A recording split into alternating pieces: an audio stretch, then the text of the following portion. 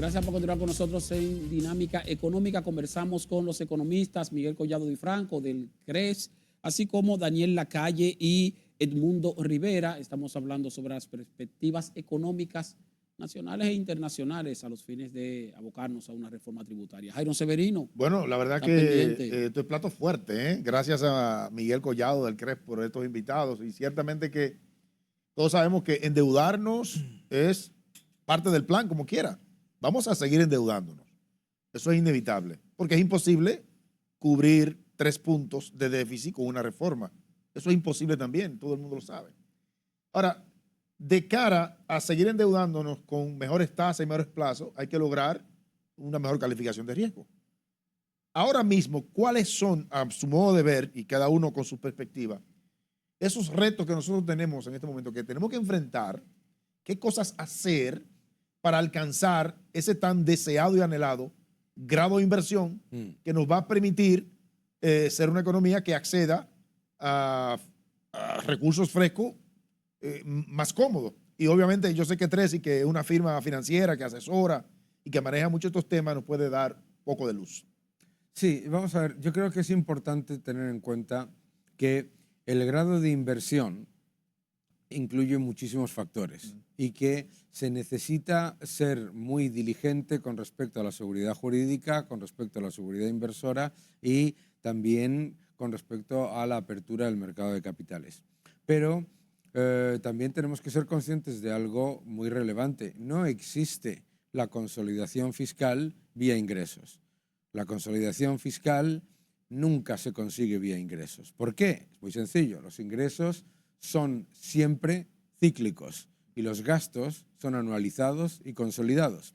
En los 150 países que nosotros analizamos nunca se ha dado una consolidación fiscal vía ingresos. Entonces es muy importante ser conscientes de ese factor y de otro factor muy importante.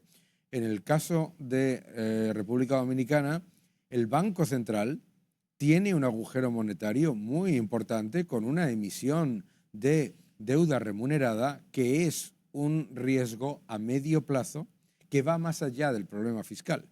Por lo tanto, es muy importante solventar el problema monetario a la vez que el fiscal, teniendo en cuenta que, lo estaba diciendo usted perfectamente, en los próximos 5 años pues, no se espera una recesión, pero solamente con una contracción del crecimiento de 0,5 o 0,7 puntos, el déficit vuelve a aumentar si no se toman medidas con respecto al gasto. Entonces, es importante ver que el grado de inversión se le puede conceder desde un punto de vista relativo, con respecto a otras economías que no van tan bien, pero no podemos olvidar todos esos factores porque se puede generar unas expectativas innecesarias ante un entorno en el que si no se toman medidas con respecto al Banco Central y no se toman medidas con respecto a la consolidación del aumento del gasto, entonces se van a hacer reformas constantes, como ustedes comentaban anteriormente, cuyo único resultado es desacelerar el crecimiento económico y por lo tanto empeorar la calidad crediticia. O sea que hay riesgos desde 2 puntos de vista, la parte fiscal y la parte monetaria. La monetaria es, desde mi punto de vista, la más importante. La más importante. La más importante. Yo le puedo preguntar por qué. Bien, ahora mismo la economía de República Dominicana, como la de México, como la de Colombia, está recibiendo una cantidad absolutamente espectacular de remesas. Las remesas, además, en dólares, vienen con un dólar que se ha fortalecido relativamente con respecto al resto de las monedas con las que comercia. Bien, eso es muy positivo a corto plazo, pero está disfrazando un agujero monetario, ¿no? ¿Y por qué es la más importante? Porque ahora mismo la entrada de remesas reduce el impacto de la generación constantemente de inflación a futuro, que es el hecho de que el Banco Central, cuando emite deuda remunerada, está emitiendo inflación a futuro. Entonces, eso lo está mitigando ahora mismo, pero solamente con que haya un evento internacional con respecto a la entrada de capitales en dólares, etcétera, cualquier tipo de pequeño impacto, ni siquiera una crisis, puede generar que ese agujero lleve a mucha mayor inflación a la esperada. Le ha pasado a Argentina. Argentina empezó a emitir deuda remunerada en el Banco Central y la deuda remunerada del Banco Central de Argentina superó el 16% del Producto Interior Bruto. Las famosas LELIQs esas. Las famosas LELIQs. Sí. Sí. Eso es una bomba de relojería, Una bomba, como sí. cualquier persona lo quiera ver. Ignorar ese factor es peligroso. Y Edmundo, ¿qué nos dice tu perspectiva sobre este tema? No, es interesante. Sé que es un objetivo deseable y ambicioso lo de grado de inversión, pero yo creo que debemos analizar las cosas primero con los fundamentos. Si no organizamos los fundamentos, el grado de inversión no es factible. De hecho, yo siempre me hacen esas preguntas, me lo hicieron en unos seminarios que yo participé en Florida y en New York City. Yo decía que el grado de inversión es como un premio del mercado a las buenas políticas económicas y públicas que tiene una sociedad.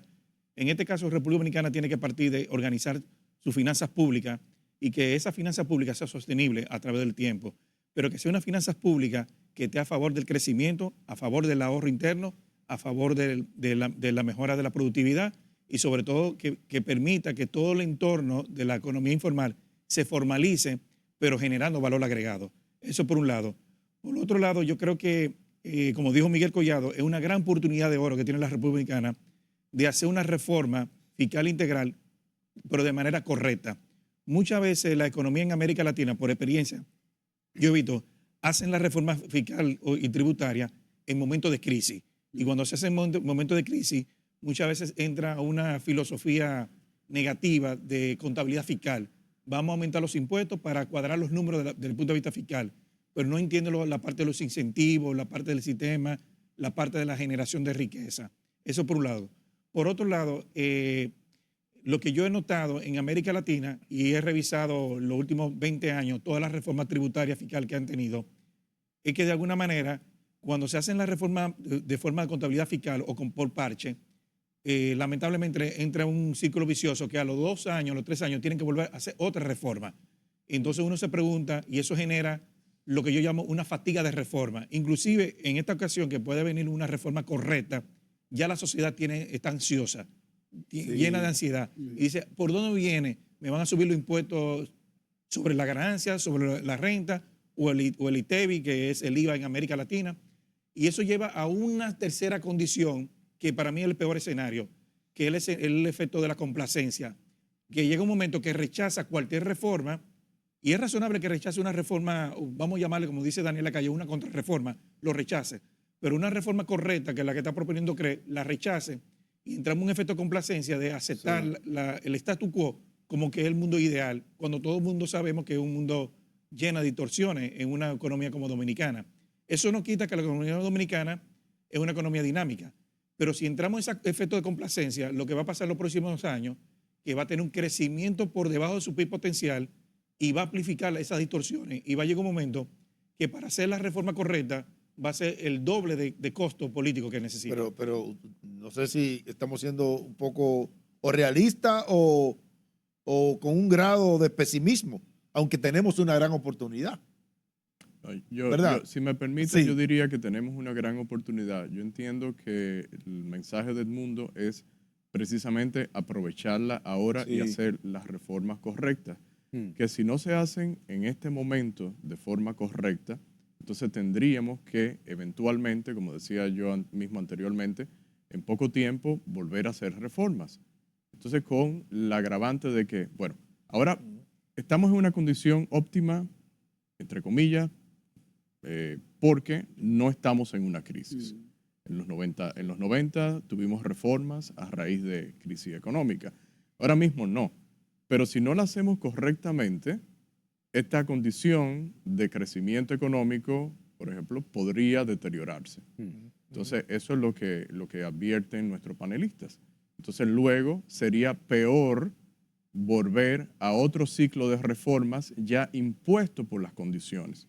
Porque ahora mismo podría ser una decisión de dejar un legado histórico para promover el ahorro, la inversión, mayores empleos en República Dominicana, tener unas mejores condiciones que tenemos ahora y no llegar en consecuencia a un momento en que lo necesitemos por otras condiciones que no las imponga la misma economía por el deterioro que se produzca. Sí, yo escuchaba recientemente a un economista y ex gobernador del Banco Central, el señor Guillermo Carán, que decía, hay que hacer una reforma ahora bien hecha antes de que nos la impongan. O sea, que nos veamos obligados a las circunstancias, ciertamente. O sea, que pudiéramos vernos entonces en la obligación de tener que hacerlo. Bueno, algo parecido ocurrió hace 30 años, Miguel Rivera y Lacalle, de nuestra gran reforma tributaria y arancelaria del año 1992, que permitió, y eso sí quisiera mencionarlo así brevemente, que cuando nos fijamos en el valor nominal del PIB, se ha duplicado cada 10 años nuestro Producto Interno Bruto desde 1992 hasta la fecha.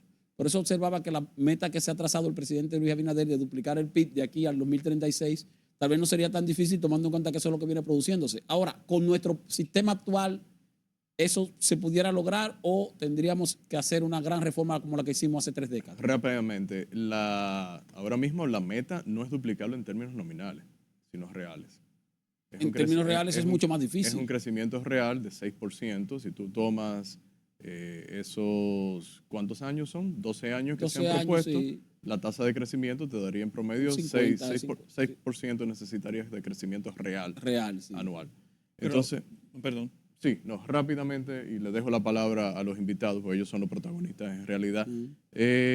Si no hacemos las reformas adecuadas ahora, no lo vamos a poder alcanzar. Crecer al 6% anual para la economía dominicana es un reto. Vamos a ir a una pausa y cuando retornemos entonces ampliamos un poco más para que no tengamos que cortar a mitad de camino. Volvemos en breve, dinámica económica.